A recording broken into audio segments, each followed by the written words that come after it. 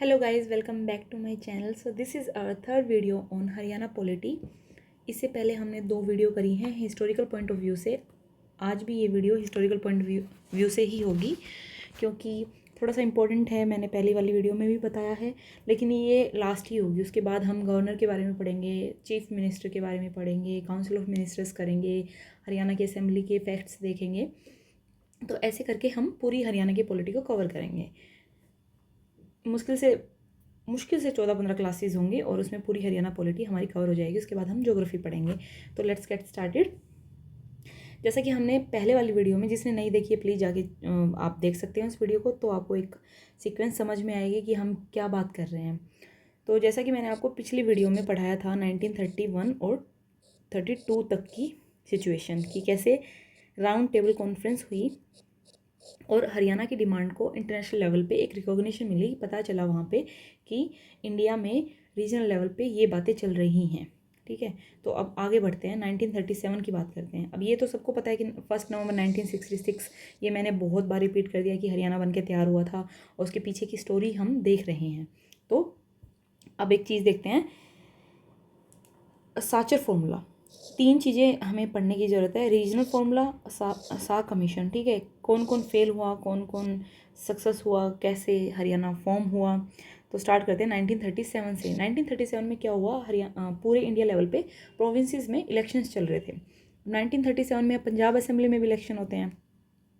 तो जब पंजाब में इलेक्शंस होते हैं तो एक पार्टी बनती है, ये पार्टी है यूनियनिस्ट पार्टी। ठीक है, कौन बनाते हैं, सर छोटू राम प्लस फजल अली हुसैन। ठीक है, ये मिलके इस पार्टी को बनाते हैं और ये पार्टी जीत जाती है, और sir Chhotu Ram revenue minister बनते हैं इस पार्टी के।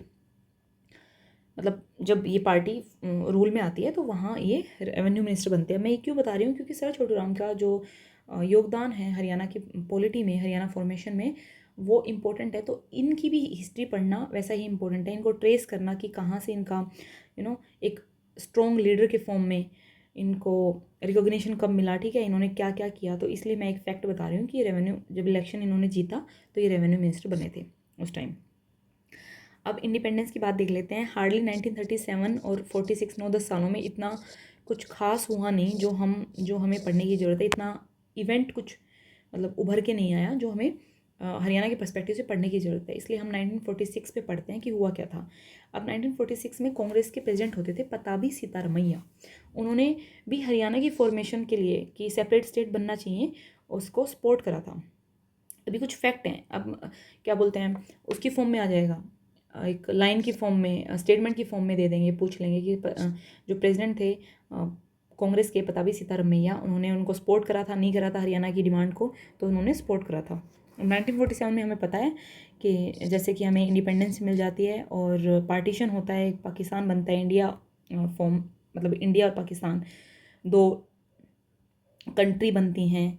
और उसके बाद जो सीएम थे पंजाब के, वो कौन बनते हैं, गोपीचंद भार्गव। तो इंडिपेंडेंट इंडिया की बात कर रहे हैं हम, उसमें जो पंजाब के सीएम थे उस टाइम पे 1947 पे, वो गोपीचंद भार्गव थे।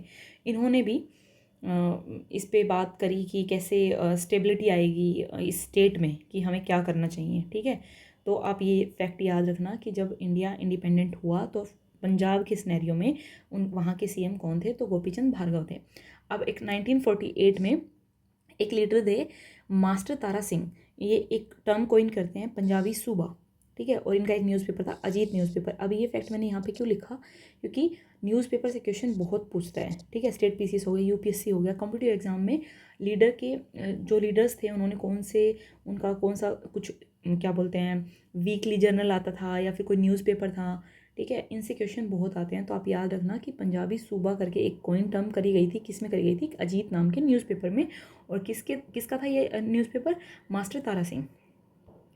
अब पहला कॉम्प्रोमाइज़ पढ़ते हैं। फर्स्ट कॉम्प्रोमाइज़ हरियाणा के लिए क्या लाया गया, साचर फॉर्मूला 1949 में ये एक फॉर्मूला इंट्रोड्यूस हुआ। ठीक है, अप्लाई करने की कोशिश हुई कि इस वाले एरिया में, पंजाब वाले एरिया में ये कैसे लागू करके इसको बेहतर किया जा सकता है, जो अब कंटेनमेंट है उसको, जो रिजेंटमेंट है उसको सोल्व किया जा सकता है। अब इन्होंने फॉर्मूला दिया। फॉर्मूला क्या कहता था कि इस पूरे एरिया को अलग अलग डिवाइड ना करके इस एरिया को एक रख के लिंग्विस्टिक बेस पे डिवाइड कर दो, जैसा कि मैंने स्लाइड में दिखाया है, Hindi speaking zone and Punjabi speaking zone. लेकिन वहाँ पे जो हिंदी स्पीकिंग जोन था, जो इस एरिया में जो लोग थे, उनको ये बात अच्छी नहीं लगी और वो अपने आप को मार्जिनलाइज फील करने लगे, तो ये फॉर्मूला रिजेक्ट हो जाता है। ठीक है, इसके बारे में बस यही देखना है आपको। 1949 में आया था, साचर फॉर्मूला आया था और इसने क्या रिकमेंड करा, इसने ये पंजाबी स्पीकिंग जोन और हिंदी स्पीकिंग जोन, एक एरिया को जोन में डिवाइड होने की बात कही, ना कि एरिया को ही डिवाइड करने की बात नहीं करी कि अलग से ही स्टेट बना दो। अब नेक्स्ट पढ़ते हैं। अब एक सेंट्रल लेवल पे इंटरवेंशन इन्होंने कैसे करा। अब पार्लियामेंट में भी ये बात चल रही थी, ठीक है, पूरे इंडिया लेवल पे साउथ इंडिया में अलग से डिमांड्स चल रही थी कि स्टेट्स को रीऑर्गेनाइज करो, ठीक है। तो सेंट्रल ने क्या इंटरवेंशन करी वो देखते हैं हम। एक फजल अली कमीशन बना 1953 से 1955 की बात है, ठीक है। 53 में बना था और इन्होंने 55 में रिपोर्ट अपनी सेंट्रल गवर्नमेंट को दी थी। अब 1953 में क्या होता है, ये स्टेट रीऑर्गेनाइजेशन कमीशन भी बोलते हैं, SRC, ताकि इंडिया की इंटरनल बाउंड्रीज़ को ये अच्छे से रीऑर्गेनाइज कर सके और बता सके कि कहाँ पे प्रॉब्लम है और क्या सोल्यूशन है इसका। तो इन्होंने स्टडी करी, एक रिपोर्ट तैयार करी। अब 1955 में ये हरियाणा की रोहतक डिस्ट्रिक्ट को विजिट करते हैं और वहाँ पे चौधरी देवलाल से मिलते हैं, ठीक है। जाट लीडर थे, बड़े फेमस पर्सनैलिटी है। जब हम CM करेंगे, जब हम पढ़ेंगे इनको, और ये डेप्टी PM भी रहे, तो हम ये चीज़ भी, इनके बारे में ये स्टेटमेंट्स भी पढ़ेंगे। बड़े इंपॉर्टेंट फैक्ट्स हैं जो आ सकते हैं एग्जाम में, और नेक्स्ट ही लेक्चर में हम इनको कवर करेंगे।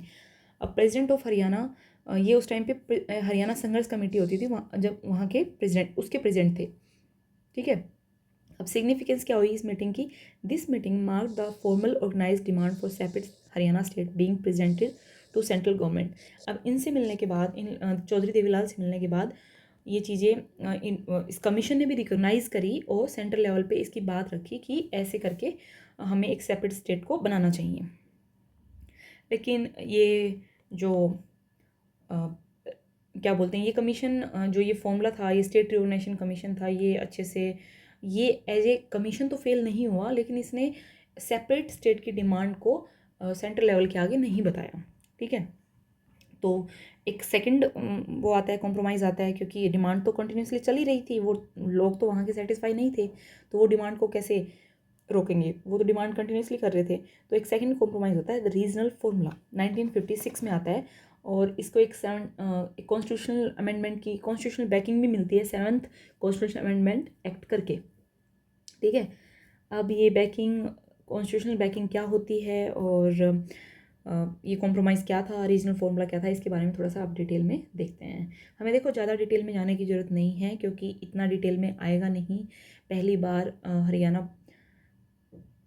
मतलब ऑप्शनल अलग होके सिलेबस में हरियाणा GK इंट्रोड्यूस करा है, कि हर पेपर के आगे लिख दिया गया कि इसका हरियाणा का भी पढ़ना है, हमें हरियाणा की हिस्ट्री भी देखनी है, तो इसलिए इंपॉर्टेंट हो जाता है। क्वेश्चन आएंगे, ज़रूर आएंगे, बिल्कुल आएंगे हरियाणा से, लेकिन इतने डीप लेवल पे नहीं पूछेगा, और हम डीप लेवल पे ही कवर कर रहे हैं। अब आप देखो, मैंने 3 वीडियो सिर्फ हिस्टोरिकल बैकग्राउंड से आपको पढ़ाई हैं, तो ये डीप ही है। आपको समझ में आना वो ज़रूरी है कि आपको क्या सिचुएशन चल रही है, हम क्या पढ़ रहे हैं, वो समझ में आ रहा है नहीं। अगर कोई भी डाउट है तो आपको कमेंट सेक्शन में आप मेरे को बता सकते हैं, I will solve that doubt.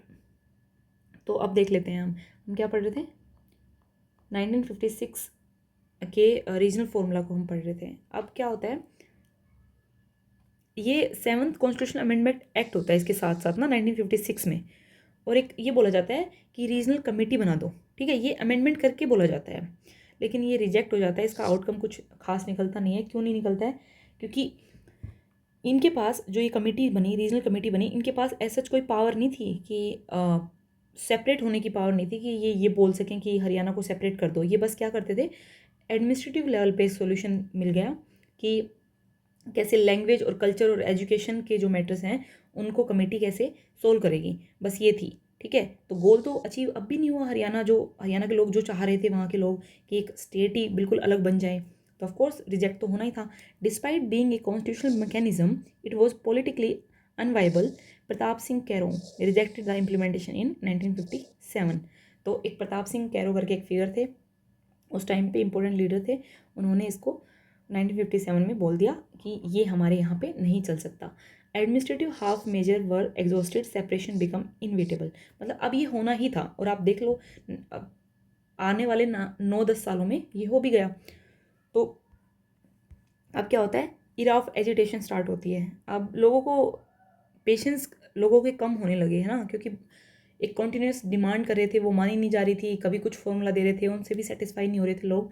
तो 1960 में क्या होता है, the mass movement, Tara Singh जो मैंने बताया था उनका जो न्यूज़पेपर था, वो लॉन्च करते हैं large scale public movement for Punjabi सूबा। इन्होंने ये टर्म कॉइन करी थी। तो एक लार्ज लेवल पे एक मास मूवमेंट होता है, ठीक है। उसके बाद 1965 में क्या होता है, संत फतेह सिंह करके एक लीडर थे, वो उस पर चले जाते हैं, अनशन पे चले जाते हैं, ठीक है, और बोल देते हैं कि भाई ये अब होना ही चाहिए, इससे पीछे हम कुछ नहीं चाहते, ना कॉम्प्रोमाइज़ चाहते कोई, हरियाणा एज ए स्टेट ही बनना चाहिए, बिल्कुल अलग, ठीक है। और ये पंजाब वाले भी लोग थे, ये पंजाबी सूबा ये भी चाह रहे थे कि भाई हरियाणा को अलग करो, इस वाले एरिया को अलग करो, पंजाब को अलग बनाओ।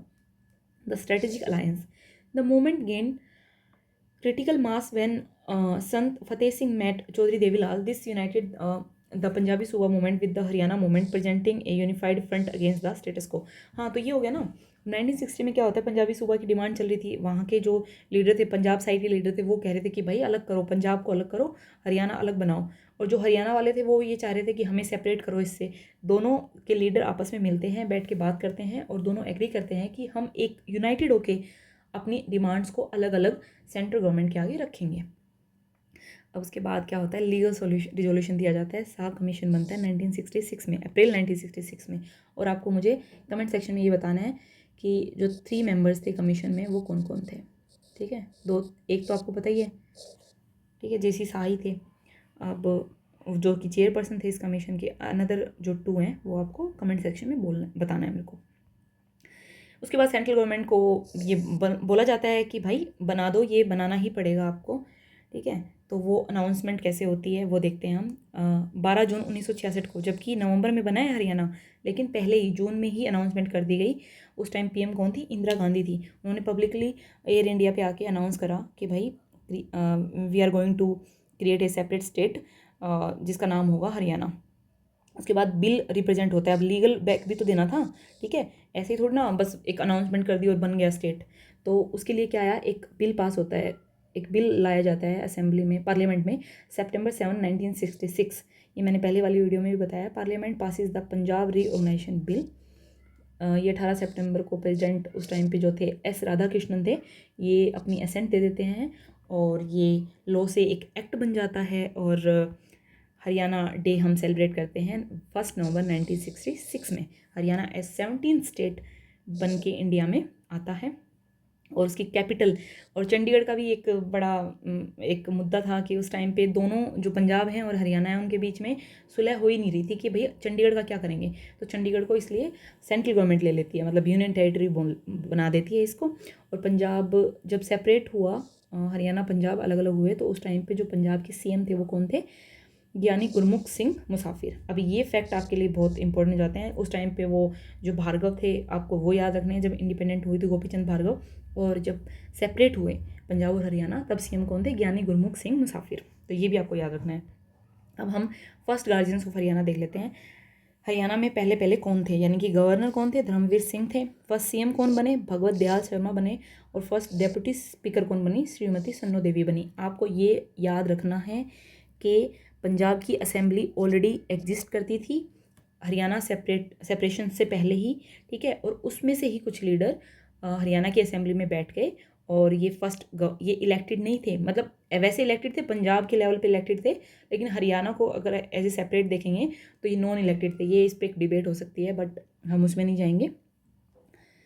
या तो फर्स्ट जो गवर्नर थे वो धर्मवीर सिंह थे, भगवत दयाल शर्मा जो थे, ये भी पॉइंट के फॉर्म में PYQ में आया, पूछा गया है कि नॉन इलेक्टेड और इलेक्टेड फर्स्ट, ठीक है। तो non elected, first non elected governor of Haryana Dharamvir Singh, Bhagwat Dayal Sharma was the chief minister of Haryana, and Shrimati Sanno Devi first deputy speaker थी, ठीक है। ये मैंने थोड़ा सा एक समरी दे दी, आप इसको पढ़ सकते हैं। और इसी पे हम वीडियो को ख़त्म करते हैं। और नेक्स्ट वीडियो जैसे कि आप देख सकते हैं, देखो बहुत इंटरेस्टिंग वीडियो होने वाली है। मैंने गवर्नर्स के बारे में पढ़ाया है कि पहले गवर्नर कौन थे, ठीक है, और ऐसे करते करते करंट के गवर्नर तक उनके फैक्ट्स बताए हैं, कौन सबसे लॉन्गेस्ट टर्म के लिए रहे, शॉर्टेस्ट टर्म के लिए रहे। तो please subscribe to my channel and keep watching, और ऐसे ही तैयारी करते रहो।